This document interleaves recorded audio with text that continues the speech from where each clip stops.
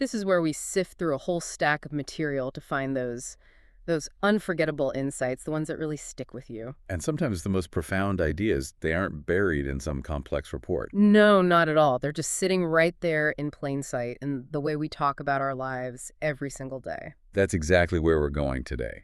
Our mission is to take apart this single, really powerful observation about how people see their time, and maybe more importantly, how they use it. Yeah, and it's all drawn from this fascinating observation in a speech by Osho. It centers on just one phrase, a casual answer to a simple question that, well, it reveals so much. Okay, so we're diving into the psychology of leisure, or maybe it's anti-leisure. The whole idea we're pulling out is this thing people say almost without thinking. The phrase is cutting time. Right. And the original was in Hindi Yeah. which, it literally means cutting time. We might say killing time. But cutting feels more active, more deliberate. It does.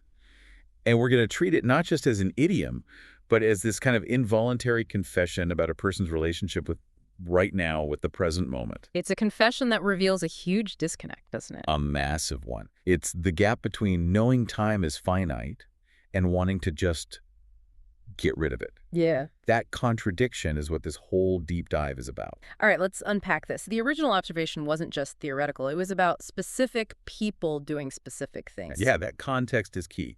These people were asked the simple question, what are you doing? And the answer was, we are cutting time.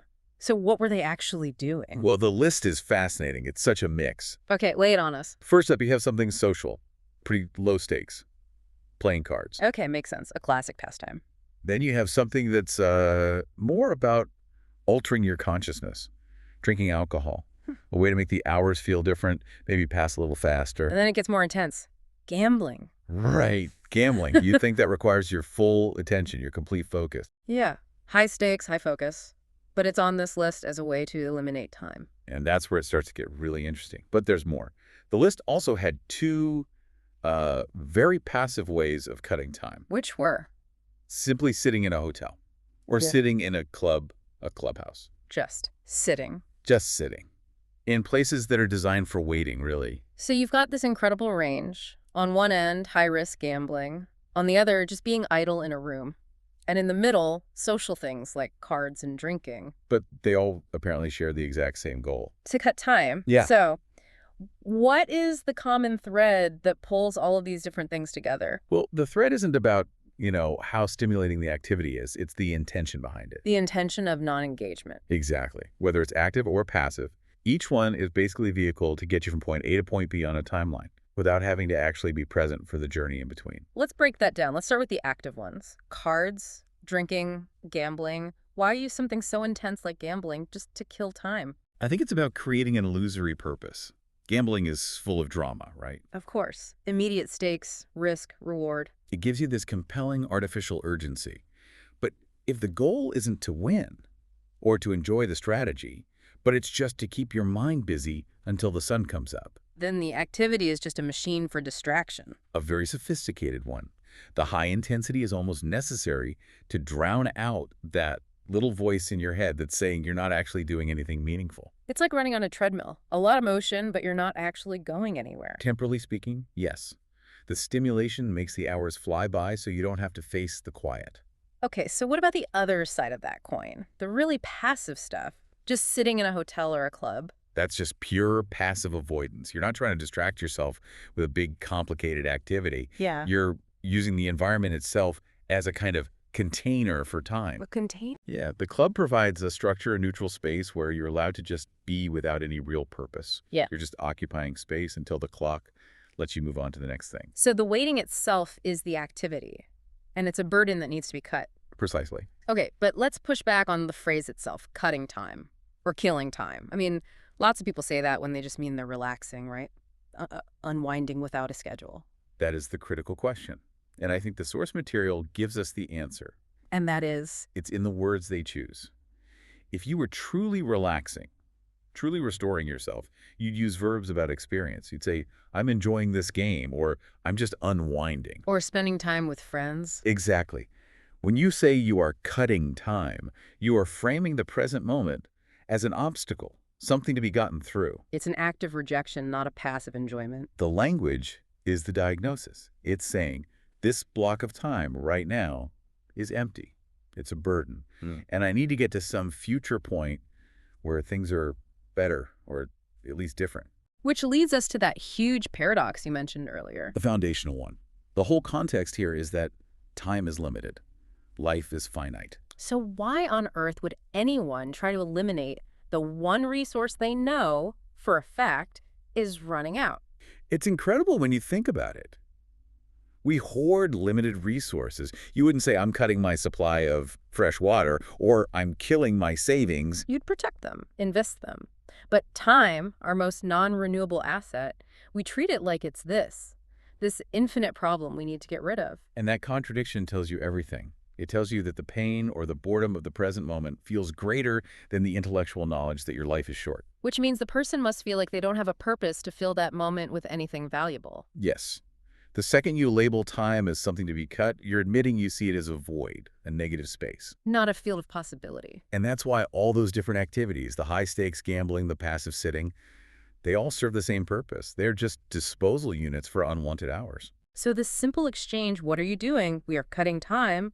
It's more than just a throwaway line. It's a window into a mindset of complete disengagement. These activities are just mechanisms to turn down the volume on your own consciousness of time passing. Because actually confronting that time, that unstructured hour, would mean you have to ask yourself what you should be doing with it. And that could be a terrifying question if you don't have an answer. So you distract yourself instead. You're basically alive, but you're hitting the fast forward button. And you see this when you compare the activity to the motivation. Look, if I'm playing cards because I love the game or the company. The motivation is intrinsic. It's positive. Right. But if I'm playing cards just because it makes 3 hours disappear without me noticing, the activity is hollow. It has no value in itself. Its only value is in its absence, in the time it erases. Let's bring this home for the listener. That original observation with the cards and the clubhouses, that was maybe decades ago. Where do we see people cutting time today? Oh, the tools for it have become unbelievably efficient. I have a feeling I know where this is going. If the clubhouse was the passive container back then, today it's the infinite scroll. Social media feeds, algorithmic video, binge watching. They are the ultimate time-cutting machines.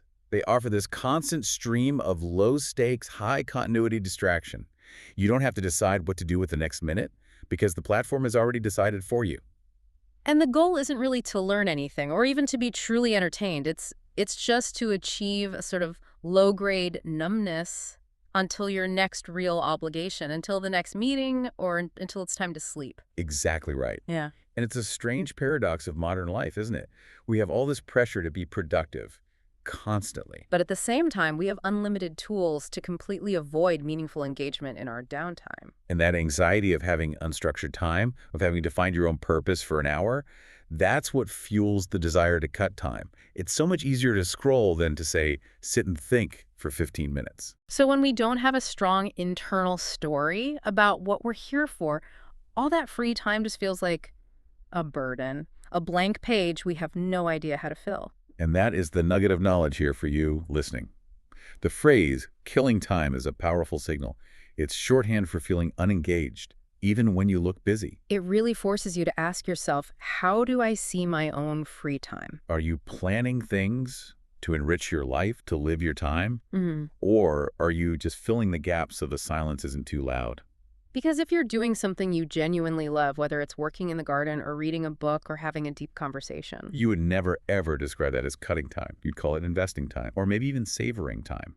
The words we use, they really do reflect what we value. So we've taken this one tiny observation, people playing cards and just sitting around, and it's opened up this huge psychological contradiction about how we live. Destroying the very thing we should cherish the most. That's the key takeaway. The central insight is that bizarre conflict between knowing time is our most limited resource and then using activities with the explicit goal of killing it. Exactly. The cards, the drinking, the gambling, those were just the symptoms of their time.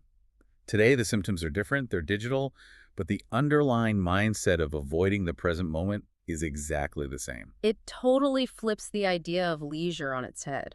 A leisure is supposed to recharge you, but in this context, it's just a painkiller, a distraction from the anxiety of living without a clear purpose. And that brings us to a final thought for you to take away. Right. Building on that first interaction from the source, the person in this story, they had to say their goal out loud. They were asked the question. And for you, the listener, the challenge is to ask yourself that same question.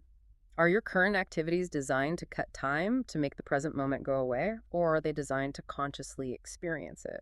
When you look at your schedule for this evening or for the weekend, just ask yourself, if someone asked me what I'm doing, would the honest answer be, I'm just trying to make the hours disappear? What stands out to you about that distinction between engaged time and disappearing time? Realizing you're not trying to cut the hours you have left might just be the first step toward actually living them.